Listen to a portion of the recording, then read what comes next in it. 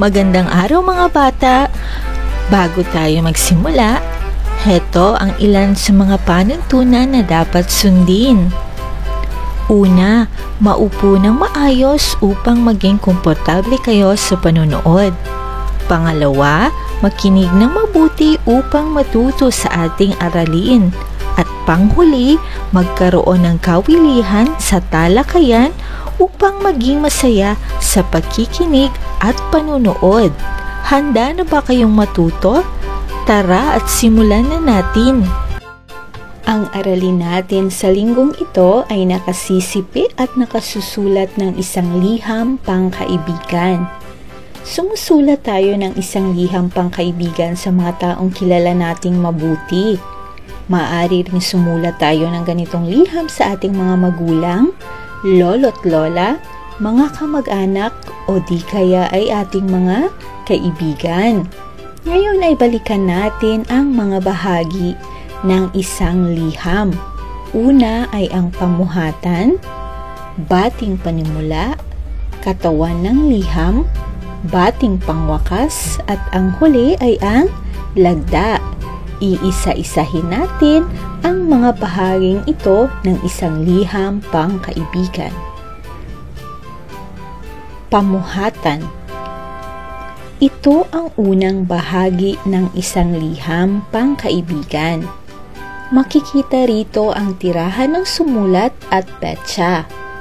Sinusulat ito sa itaas na kanang bahagi ng pahina ng sulat. Tandaan na ito ay nasa kanang bahagi ng pahina ng sulat na kinapapalooban ng tirahan ng sumulat at petsa kung kailan ito isinulat. Susunod ay ang bating panimula. Ang bating panimula ay ang ikalawang bahagi ng isang liham. Ito naman ay isinusulat sa susunod na linya ng liham sa kaliwang bahagi ng palugit. Nagsisimula ito sa malaking titik at nagtatapos sa kuwit. Kung ang pamuhatan ay nakasulat sa kanang bahagi, ang bating panimula naman ay nasa kaliwang bahagi ng inyong liham. Susunod na bahagi ay ang katawan ng liham. Ito ang halimbawa ng isang katawan ng liham pagmasdang mabuti.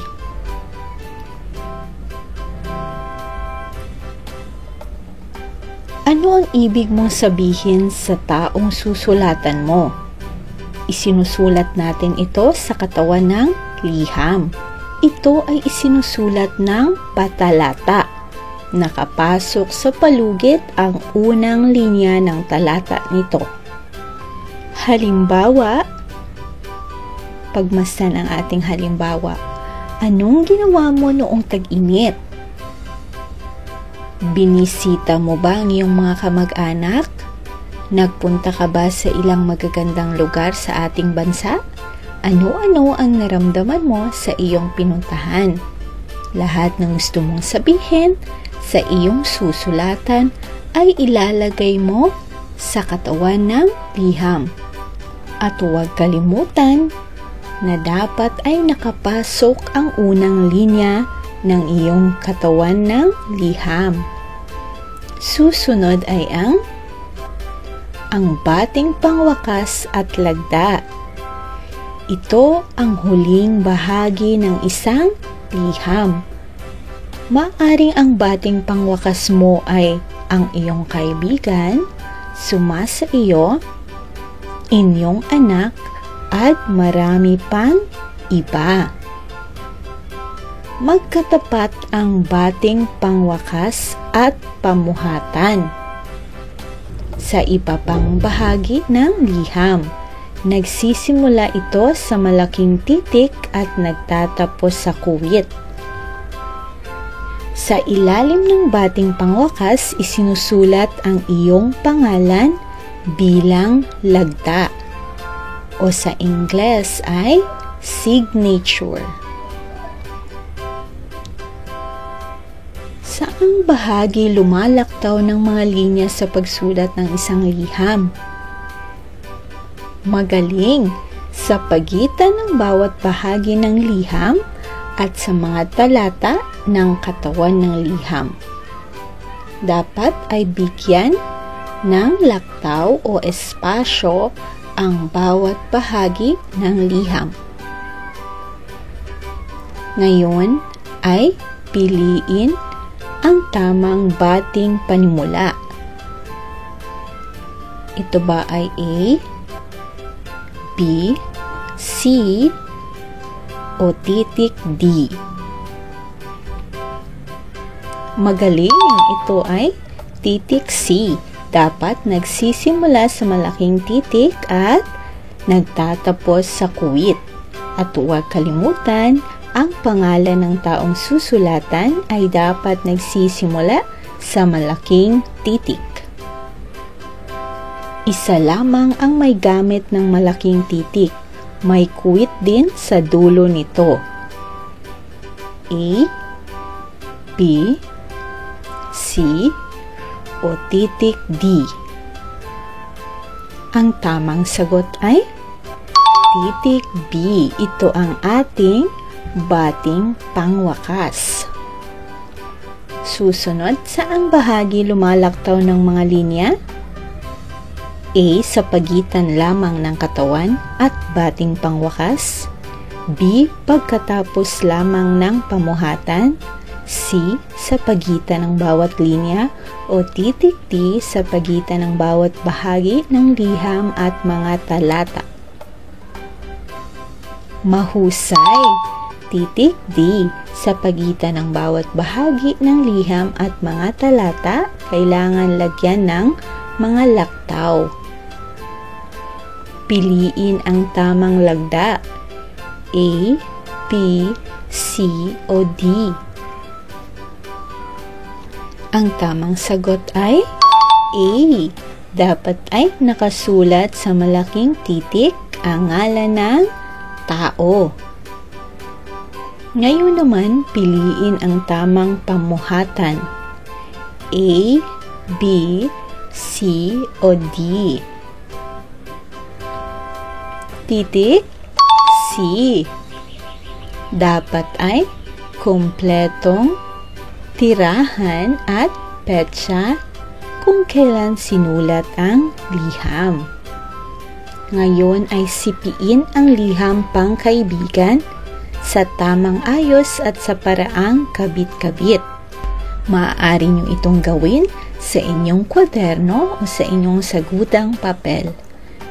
Bibigyan ko kayo ng 1 minuto para tapusin ito o maaari namang ihinto pansamantala ang video ito habang kinokopya ang liham pangkaibigan. Handa na ba kayo? Simulan na natin!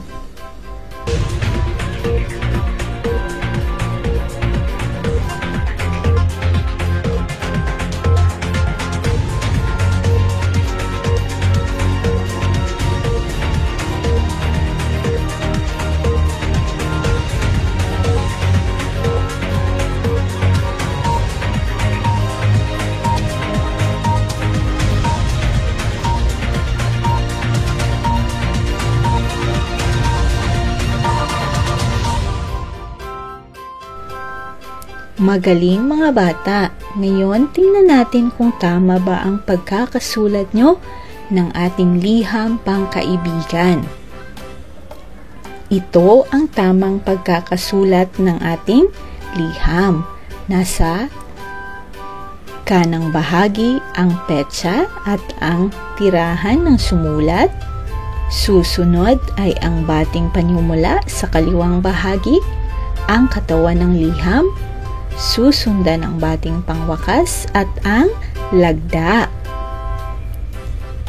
Ngayon ay tandaan nyo na ang liham pangkaibigan ay may iba't ibang bahagi. Una ay ang pamuhatan, kinapapalooban ng tirahan ng sumulat at petsa ng pagkasulat. Bating panimula, kinapapalooban ng pambungad na pagbati at pangalan ng sinulatan at nagtatapos sa kuwit. Pangatlo ay ang katawan ng liham. Ito naman ang kinapapalooban ng nilalaman ng liham.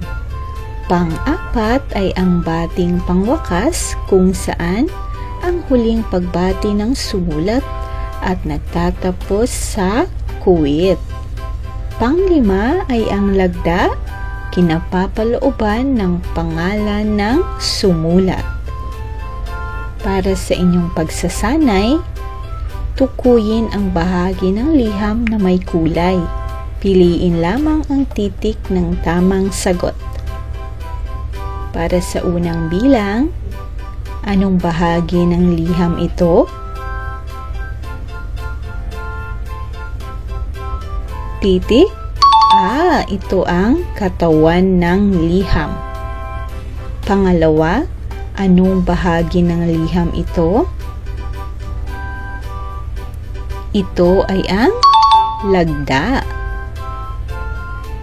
Anong bahagi naman ng liham ito? Ito ang ating pamuhatan. Pang-apat, mahusay, ito ang bating pangwakas. At huling bilang, ang ating bating panimula. Binabati ko kayo mga bata. Ngayon ay marunong na kayong sumulat ng isang liham pangkaibigan. At dito nagtatapos ang ating talakayan. Paalam at maraming salamat sa inyong pakikinig at panunood.